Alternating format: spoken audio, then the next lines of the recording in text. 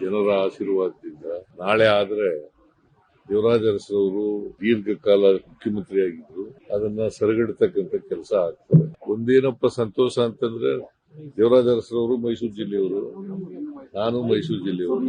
But ಅದೆಲ್ಲಕ್ಕಿಂತ ಹೆಚ್ಚಾಗಿದೆ ಇಬ್ರು ತಳ ಸಮುದಾಯದಿಂದ ಬಂದು ಈ ತರದ ವ್ಯವಸ್ಥೆಯಲ್ಲಿ ಈ ಲೆವೆಲ್ ಬಂದಿರುವಂತ ಸರ್, ನೀವು 78ರಲ್ಲಿ ತಾಲೂಕು ಬೋರ್ಡ್ ಮೆಂಬರ್ ಆದಾಗ ಇದನ್ನು ನಿರೀಕ್ಷೆ ಮಾಡಿದ್ರ? ಈ ರೀತಿ ನಾನು ನಿರೀಕ್ಷೆನೆ ಮಾಡಿರ್ಲಿಲ್ಲ. ನಾನು ಚೀಫ್ ಮಿನಿಸ್ಟರ್ ಆಗ್ತೀನಿ ಅಂತೂ ಇಲ್ಲ, ಮಿನಿಸ್ಟರ್ ಆಗ್ತೀನಿ ಅಂತೂ ನಿರೀಕ್ಷೆ ಮಾಡಿರ್ಲಿಲ್ಲ. MLA ಆಗ್ಬೇಕು ಅಂತ ಅನ್ಕೊಂಡಿದ್ದೆ ಒಂದ್ಸಾರಿ, ತಾಲೂಕು ಬೋರ್ಡ್ ಮೆಂಬರ್ ಆದ್ಮೇಲೆ MLA ಆಗ್ಬೇಕು ಅಂತ ಅನ್ಕೊಂಡಿದ್ದೆ.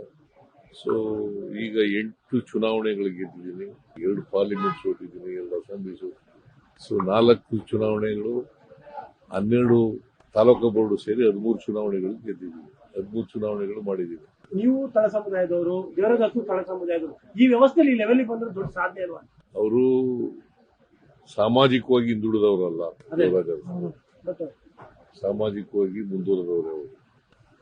ಯಾಕಂದ್ರೆ ಅರಸು ಇದೆಯಲ್ಲ, ರೂಲಿಂಗ್ ಕ್ಲಾಸ್, ಪಾಪ್ಯುಲೇಷನ್ ವೈಸ್ ಕಡಿಮೆ, ಪಾಪ್ಯುಲೇಷನ್ ವೈಸ್ ಬಹಳ ಕಡಿಮೆ ಇರ್ತಕ್ಕಂಥ ಪಾಪ್ಯುಲಾರಿಟಿ ಬಂದಿದ್ದಂತ ಮುಖ್ಯಮಂತ್ರಿಗಳು. ಸೊ ಅವರು, ನನಗೂ ಅವ್ರಿಗೂ ಕಂಪ್ಯಾರಿಸನ್ ಇಲ್ಲ, no comparison between me and Devaraj. ಸನ್ನಿವೇಶ ಬಂತು, ನಾನು ದೀರ್ಘಕಾಲ ಮುಖ್ಯಮಂತ್ರಿ ಆಗಿದ್ದೀನಿ, ಜನರ ಆಶೀರ್ವಾದ ಇತ್ತು, ಜನರ ಆಶೀರ್ವಾದದಿಂದ ಇಲ್ಲಿವರೆಗೂ ಬಂದಿದ್ದೀನಿ. ನಿಮ್ಗಿದ್ದ ಸವಾಲುಗಳು ಅವ್ರಿಗೆ ಇರಲಿಲ್ಲ. ನೀವು ಎದುರಿಸಿದಂತ ಪೊಲಿಟಿಕಲ್ ಸವಾಲುಗಳು, ರಾಜಕೀಯ ಸವಾಲುಗಳು ಅವರೇ. ನೋಡಪ್ಪ, ಆ ಕಾಲ ಬೇರೆ ರಾಜಕಾರಣ, ಈ ಕಾಲ ಬೇರೆ.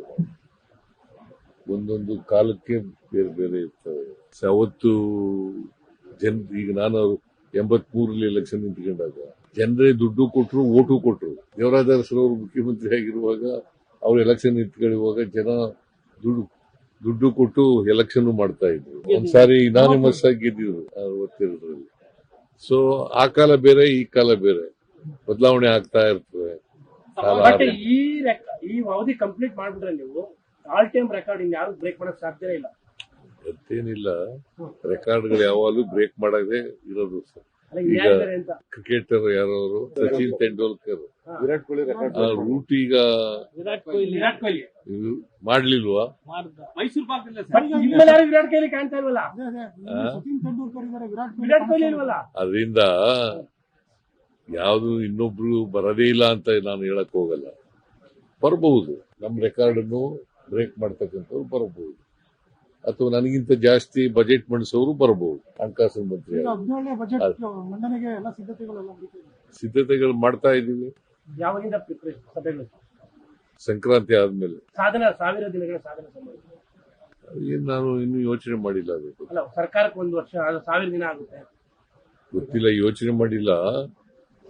ನಮ್ಮ ಕೃಷ್ಣ ಬೈರೇಗೌಡ ಒಂದು ಫಂಕ್ಷನ್ ಮಾಡ್ತೀನಿ ಅಂತ ಹೇಳ್ತಾ ಇದ್ರು, ಗೊತ್ತಿಲ್ಲ ನನಗೆ. ಅವರು ಫಾರಿನ್ಗೆ ಹೋಗಿದ್ರು, ನಿನ್ನೆ ಬಂದಿದ್ದಾರೆ. ಬಂದ್ಮೇಲೆ ಮಾತಾಡ್ತೀನಿ ಅವ್ರ ಜೊತೆ.